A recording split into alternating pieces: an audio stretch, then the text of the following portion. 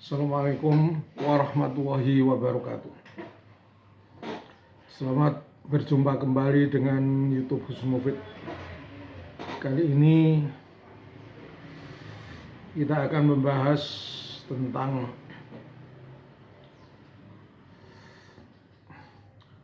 kebohongan-kebohongan oknum habaib. Kebohongan-kebohongan ini sebenarnya sudah ada sejak zaman pemerintahan Hindia Belanda. Kalau baru-baru ini ada makam-makam palsu di daerah Provinko, sehingga dibongkar oleh masyarakat setempat, di mana makam palsu itu adalah dinyatakan sebagai makam seorang habib. Oleh karena itu, masyarakat daerah Probolinggo melakukan pembongkaran total terhadap makam habib palsu itu. Juga di daerah Lebak dan Jawa Barat, Banten, situ juga ada makam palsu yang dibongkar oleh masyarakat sekitar juga. Kebohongan tentang makam palsu ini sebenarnya sejak dulu sudah ada, dilakukan oleh mereka ya untuk mengelabui masyarakat Islam, masyarakat Muslim yang selama ini sudah Islam. Kemudian mereka datang dengan harapan orang-orang Islam pribumi ini untuk menjadi pengikut mereka. Bukan hanya tentang kebohongan makam saja, tetapi kebohongan yang dilakukan oleh mereka itu juga dilakukan. Misalnya mereka mengatakan bahwa kedatangan Habib dari Yaman adalah dakwah. Mereka didatangkan oleh Belanda, bukan datang sini. Mereka tidak punya uang dalam kondisi miskin. Belanda, fakta sejarah. Kemudian mereka juga berbohong tentang bahwa kehadiran para pencetak kiai keliru. Kemudian mereka menyatakan bahwa Indonesia merupakan miliknya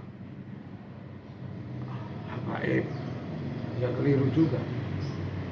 Surabaya juga katanya nama dari habaib. Yang aslinya itu namanya Surabaca. Ini zaman kerajaan Mojopahit ini sudah ada. Ketika Raja Hayam Wuruk sedang melakukan perjalanan dari daerah Singosari menuju ke Madura melewat Surabaya, hanya Surabaca. Ya, jadi bukan berasal dari klaim dari habaib. Itu bohong lagi. Banyak sudah sebenarnya kebohongan yang dilakukan oleh mereka pada saat ini. Dan yang berbohong itu ya tokoh-tokoh mereka. Narasi-narasi yang disampaikan ini sebenarnya seperti pada narasi-narasi pada zaman pemerintah Belanda itu. Kalau pada zaman pemerintah Belanda ya percaya orang. Tapi sekarang sudah tidak percaya.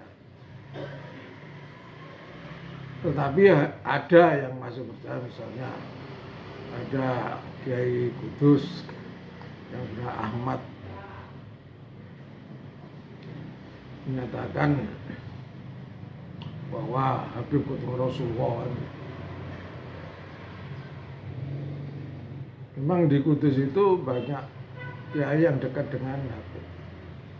Cuman mereka kan tidak mengerti tentang bahwa siapa Habib itu sebenarnya.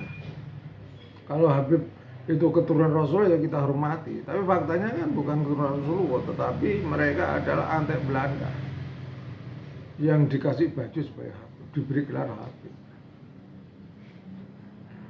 Buya Sakur juga menyatakan masih mempercayai karena atas dasar ibunya. Ya ini karena tidak mengerti tentang sejarah. Antek Belanda, ketua Antek Belanda masih ada dipercaya Rasul. Gak ada cerita, tidak ada fakta sejarah kalau keturunan Rasulullah, apalagi tokohnya yang ahli agama itu jadi Antek Belanda. Ya, tidak ada. Tapi fakta saat sekarang ini masih ada saja dari keluarga kiai yang mempercayai bahwa para Habib keturunan Rasul. Padahal fakta sejarah ya tidak demikian itu. Nah, mengenai kebohongan-kebohongan itu juga sebenarnya sudah sejak dulu mereka melakukan kebohongan. Sejak zaman Belanda, bahkan sekarang muncul lagi bohong lagi. Oleh karena jangan dipercaya. Demikian juga sikap kasar dan keras. Misalnya Habib Bahar menantang ya Imad untuk duel. Ini kan sebuah kekerasan. Misalnya ini ditantang sungguh kan ya lari terbirit-birit Habib Bahar. Zaman Belanda dulu ya seperti itu, penantang-nantang kiai malah dengan pedang, malah dengan senjata. Kalau sekarang kan Habib Bahar hanya omongan.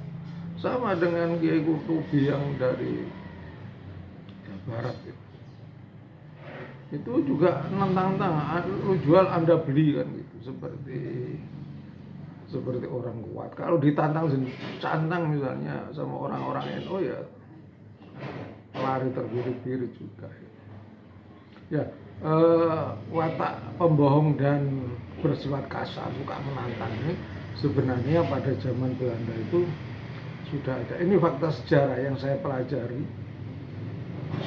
di sejarah tentang orang Yaman, ya wataknya seperti itu. Suka berbohong, suka menantang, supaya bersifat kasar. Tapi mereka lupa bahwa sekarang ini zamannya pemerintahan Jokowi yang sudah membubarkan FPI ya. Sebenarnya yang melakukan perlawanan terhadap orang-orang NU itu kan sebenarnya Habib FPI, ex-FPI. Mereka lupa bahwa pendukungnya dari pemerintah Jokowi tidak ada. Kalau dulu didukung Belanda, penjajah Belanda, sangat arogan dan menang. Tapi setelah itu pada zaman Jepang ya hancur, kalah. Nah, sekarang ini muncul lagi perilaku mereka yang kasar. Terus ada kisah baru lagi memukul seorang santri kan.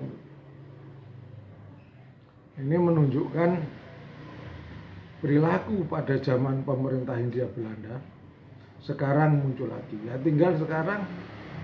tinggal NU kultural saja yang berani tidak melawan mereka, karena mereka sudah terlalu, sudah sering berbohong, kemudian bertindak kasar. Nah, ini kalau dibiarkan ya akan terus menerus. Karena itu aktivis NU kultural, anak-anak muda khususnya ya harus melakukan tindakan. Cuman di sini para Habib itu masih agak bisa bernapas ya, karena masih ada GNU yang mendukung, misalnya Kiai Ahmad dari Kudus itu,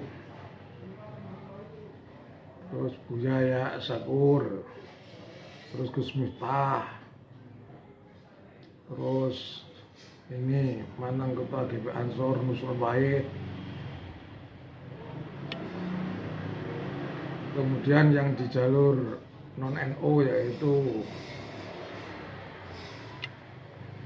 Buya Arozi, terus garis lurus Kiai Idris Romli dan Kiai Najih kan, yang menjadi sebenarnya para Habib yang suka berbohong dan bertindak kasar ini kayaknya masih tetap berani karena merasa ada yang mendukungnya itu. Pemirsa yang saya hormati, oleh karena itu kita harus tetap pada posisi semula bahwa kita tegakkan kebenaran sejarah, bahwa sejarah harus ditegakkan,